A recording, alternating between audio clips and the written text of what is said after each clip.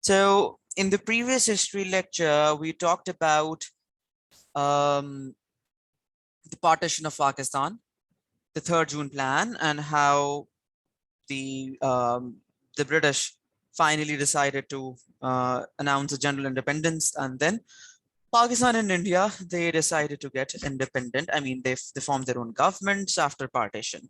Ratliff Award is basically a boundary award that was presented by Lord Mountbatten, the last Viceroy of India. And this award was basically sort of a distribution of areas, boundary divisions, right? And it made clear that which areas of the subcontinent were now going under India and which of the areas were going under Pakistan. So, I mean, this award created a lot of problems for the people because it is said that Lord Mountbatten, he simply decided the boundaries while sitting in his office. He had a map in front of him and he just planned out all the boundaries that way without actually catering to all of these strategic problems that the boundaries would create later. So now what happened was after partition, a lot of the people found themselves living on the wrong side of the borders. A lot of the Pakistanis who had to migrate to the, who were on the Muslim majority areas found themselves in India and they had to migrate to other cities that were actually given to Pakistan. A lot of Hindus were in the areas that were later called Pakistan, and they had to migrate to the Hindu majority areas by crossing the borders. So this boundary award is known to be unjust, and it created a lot of problems for the people over there between, people of India as well as the people of Pakistan. A lot of the Muslim majority areas, for example, Gurdaspur, Firozpur, were given to India. And these areas were strategically very, very important for Pakistan because they have these natural routes to Kashmir, and Kashmir is a very, very strategically important city for both India and Pakistan because of the glaciers, because of the land routes, because of the resources. So these two important cities, Gurdaspur and Firozpur, had these natural passes to Kashmir, and once given to India, Muslims felt betrayed. That because, okay, so the basis of the boundary divisions were that all the Muslim majority areas would go under Pakistan and all the Hindu majority areas would go under India. This policy was violated over here. Both of these two Muslim majority areas were given to India, and the Muslims felt sort of betrayed and they thought this award was unjust. Then there was another problem with the division of rivers. Punjab has these 5 rivers flowing through it. River Indus, River Jhelum, Punjab, River Indus, River Jhelum, River Satluj, River Ravi. All right. And all of these rivers had to be equally divided. But what happened was some of the rivers were given directly to India, and some of the rivers had their headworks in India and the remaining rivers in Pakistan. Till date, these rivers have this problem. There's this water crisis between India and Pakistan. And it was tried to, I mean, it was somehow resolved in 1916, the Indus Water Treaty. We did study this in geography. So you can read about the Indus Water Treaty more to understand this issue. We're going to come to that as well later in 1960s. So yeah, there was this crisis on water because both of the Pakistan and India had were agricultural areas and they needed water for irrigation. Yeah. Okay. So the question is, why was Kashmir given to India?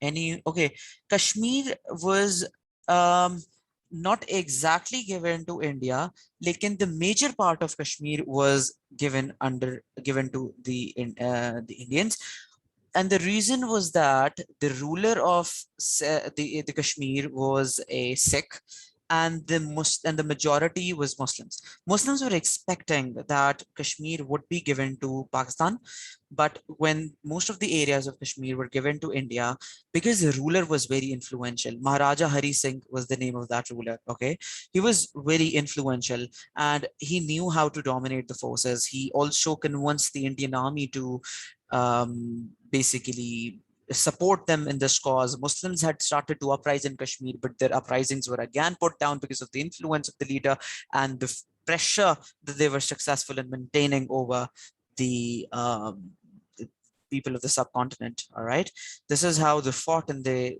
sustained their control in India. However, the people were not happy. Most of the people are still not happy. The problem was tried to settle down. I mean, most of the international bodies like United Nations, they tried to intervene, but they couldn't actually find a solution to the problem. till date, this problem stands as it is. Both of the countries, they claim Kashmiri territories as their own, and it is still known as the disputed territory. All right. We're going to talk about Kashmir in detail in the upcoming lectures as well. All right, so now there's a 7-mark question. Briefly describe the unjust decisions made by the Boundary Commission. So the Boundary Commission is again the Ratliff Award. So we need to understand what decisions were actually considered unjust and why did these decisions actually create so many problems for the people of the subcontinent. Number one, this important city Gurdaspur was given to India despite having a Muslim majority population. So they didn't know much about the Indian dynamics because Mountbatten Ratliff was, I mean, Ratliff was made the, you could say, the viceroy very recently. He didn't know about the dynamics. So this decision was pretty unjust because again, the basis of the division, which was again the Muslim and the Hindu majority areas going under certain provinces, that basis was actually violated here. Number two, Calcutta was also given to India. This was another wrong decision because Calcutta had a Muslim majority here. And most of the industries were in Calcutta. You see, Bengal, the areas of Bengal were very rich in production of jute. There were a lot of jute farms in Bengal, and most of the jute processing mills were in Calcutta. So it was important that both of these cities stayed together. So the production and the processing industries actually remained intact.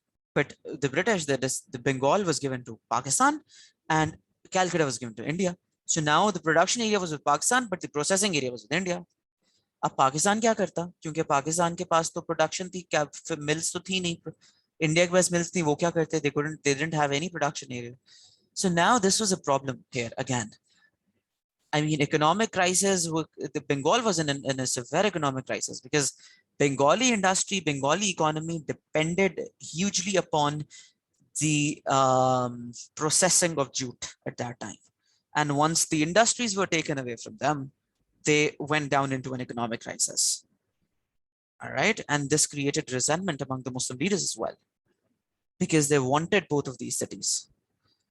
Okay. Another reason, another unjust decision was of giving Firozpur to India. It was a very, very important area, again, because of the control of rivers. Mountbatten was the one who decided to give this area to India. And Muslim leaders again resented this decision because of the basis that if it is a Muslim majority area, it was supposed to be given to Pakistan.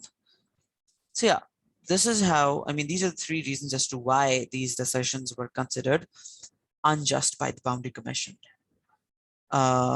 Next question, another 7-mark question here is, why was the division of armed forces and the military assets an issue for Pakistan? So it was not just limited to the land areas. It wasn't limited to just the Muslim majority and Hindu majority areas being given to Pakistan and India. The problems were also around the division of armed forces, the military assets, the resources, the military resources, because once the subcontinent was being divided, all of the resources were also being divided within the 2 countries. Both of the countries had equal rights to the armed forces. They had equal right to all the military assets. Yeah.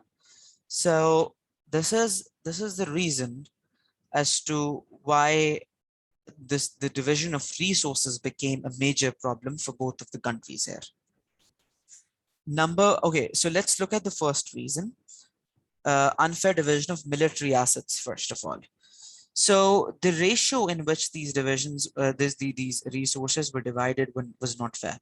Most of the resources were provided to India, weapons, the military assets, the military vehicles, yeah. And Pakistan again resented because they had gotten pretty weak, old and broken weapons here.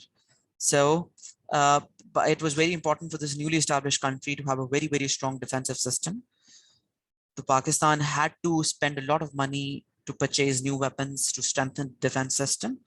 And obviously, the economy was also very, you could say, a weak economy in the beginning, because again, the country was trying to get established properly. So it was important for Pakistan to spend money on its defense. Secondly, armed forces. So 4,000 army officers were needed for proper defense of Pakistan, and 2,500 were given to the country. So again, because the countries were being divided, there were a lot of security threats as well from each other. Muslim refugees were being attacked en route to Pakistan. Pakistan had to protect its borders. So, and obviously for that, they needed 4,000 trained army officers, and they just had 2,500 of these soldiers. So Pakistan again felt threatened, and they had, because of this lack of trained army officers. So this again created a problem regarding the division of armed forces. Number two, because most of the military weaponry producing areas, or you could say ordnance factories, were in India at that time, Pakistan had no factory. Literally, it had nothing to produce its own military weapons or ammunitions. And because the protection of Pakistan, this newly established country, was very important at that time, it was the prime objective to survive, right? And to prosper, obviously. So it was a burden on the economy to set up its own industries. Obviously, a newly established country can never be in a position to set up its own industries and produce these military weapons. So it became a huge problem for Pakistan. And yeah, so this is why there was a problem regarding the division of military assets as well. Now there was this refugee problem as well. We've already just we're gonna skip this question for now, because most of the I've already explained how um, most of the people found themselves living on the wrong sides of the borders. The division was not unfair. So this is why it created a lot of crisis. Refugees had to travel from India to Pakistan and Pakistan to India. All right. This is a 14-mark question. Yahan pe there's the 7 is written incorrectly. You can just make this correction. Was the refugee problem the most important issue facing the government of Pakistan? Since we've discussed all of the problems, now you need to discuss these questions in form of level marking question. Discussing refugee problem on level 3 as, you need to either agree or refute this claim that whether refugee problem was the most important issue, and then write 6 other problems, and in the end, writing an evaluation agreeing to which problem do you think was the most important facing the government of Pakistan. Can you do this question now?